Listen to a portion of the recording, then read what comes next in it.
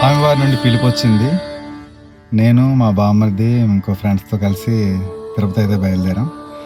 So చూద్దాం ఈ journey ఎలా ఉంటుందో మీకు ప్రతిదీ కూడా నేను మీకు చూపించడానికి ప్రయత్నం చేస్తాను. ఓకే, మా ప్రయాణం శృంగవరపుకోట మీదుగా మొదలైంది. మధ్యలో మా దోస్తు ఒకరు రావాల్సి ఉంది. సో తునిలో అతను పికప్ చేసుకొని మా ప్రయాణం అయితే ముందుకు సాగుతుంది. అనుకోని ప్రయాణం అలా మొదలైంది. శ్రీవారు ఏం చేస్తారో మరి చూడాలి. ఎందుకంటే దర్శనం టికెట్లు లేవు. ఆయన మీద నమ్మకంతోనే వెళ్ళిపోయాం. ఫైనల్లీ అయితే రీచ్ అయ్యాం. నాతో పాటు ఈ పెళ్ళికాని కుర్రాడు ఒక అబ్బాయి వచ్చాడు. ఈ దెబ్బతో పెళ్ళి అయిపోవాలి. కళ్యాణ వెంకటేశ్వర స్వామి దయ వల్ల.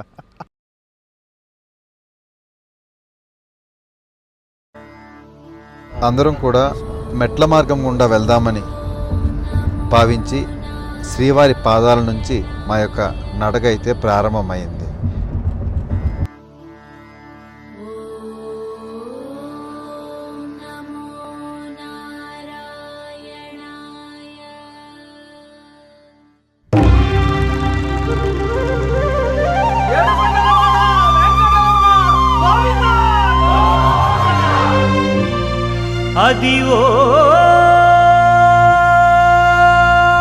తిరుమల అంటే కేవలం ఒక ఆలయం కాదు, ఇదొక ఎమోషన్. శ్రీవారి పాదాల చెంత నుండి నడుస్తుంటే శరీరానికి అలసట ఉన్నా మనసుకి మాత్రం ఏదో తెలియని ప్రశాంతత. ప్రతి అడుగులోనూ గోవింద అనే నామస్మరణ వినిపిస్తుంటే ఆ ఆయాసం కూడా ఆనందంగా మారిపోతుంది. ఎప్పుడెప్పుడు ఆ ఏడుకొండల వాడిని చూస్తానా అనే తపన తప్ప ఇంకేమీ గుర్తుండదు. ఈ అనుభూతి పొందాలంటే ఒక్కసారైనా ఈ మెట్లెక్కి చూడాల్సిందే. ఓం నమో వెంకటేశాయ.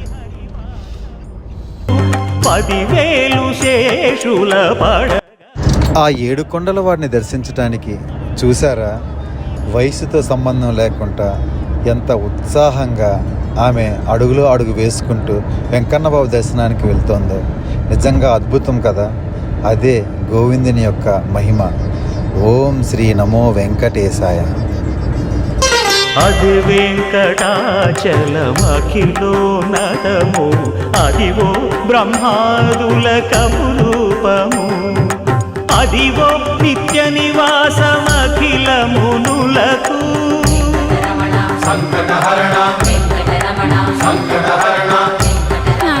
నడక మార్గం పూర్తి చేసుకొని దర్శనానికై బయలుదేరి వెళ్తున్నాం.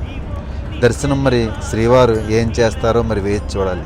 ఎన్ని గంటల సమయం ఇస్తారో.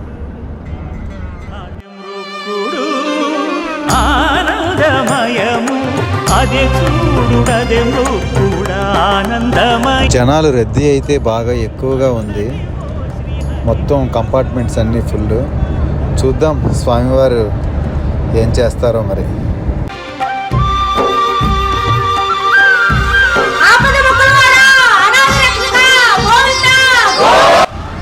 ఎంత కష్టమైనా సరే ఆ బంగారు గోపురం చూడగానే మన కష్టాన్నంతా మైమర్చిపోతాం. నిజంగా స్వామివారు మాకు ఇచ్చిన వరం ఏంటంటే కేవలం 7 గంటల్లోనే మాకు తనల్ని చూడగలిగిన భాగ్యాన్ని మాకు ప్రసాదించారు. నిజంగా చాలా అదృష్టంగా మేము భావిస్తున్నాం. మీలో ఎంతమందికి కాలిబాట్న వచ్చి స్వామివారిని దర్శించుకోవడం ఇష్టమో కామెంట్స్ రూపంలో గోవిందా అని చెప్పండి. తిరుమలకు కాలిబాటన వెళ్ళే భక్తులు మరియు టికెట్ లేకుండా ఫ్రీ దర్శనానికి వెళ్ళే భక్తులు చేయాల్సిన ముఖ్యమైన పని ఏంటంటే, మనం దర్శనానికి ఎప్పుడైనా సరే 12 గంటలు ముందు మనం క్యూ లైన్లోకి వెళ్ళిపోతే మ్యాక్సిమం మనకు అదే రోజు దర్శనం అయితే అయిపోతుందండి. ఎందుకంటే మేము కొండ మీదకి చేరుకునేసరికి మధ్యాహ్నం 11 గంటలు అయింది. మేము లైన్లో 1 గంటన్నర 2 గంటలకి వెళ్ళాం.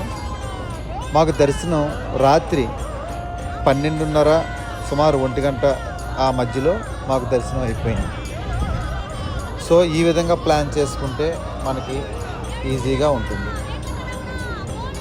అలాగే లడ్డూ కౌంటర్ల దగ్గర క్యాష్ లేని వాళ్ళు లడ్డు కౌంటర్లకి పక్కనే ఒక డిజిటల్ బార్కోడ్ స్కానింగ్ మిషన్ ఉంటుంది. అక్కడ మనకి ఎన్ని లడ్డూలు కావాలో ఫోన్పే ద్వారాగా అక్కడ ఆర్డర్ పెట్టి అక్కడ స్కాన్ చేసి డబ్బులు చెల్లిస్తే ఒక రిసిప్ట్ వస్తుంది. ఆ రిసిప్ట్ పట్టుకొని వెళ్ళి మనం లడ్డూలు తీసుకోవచ్చండి.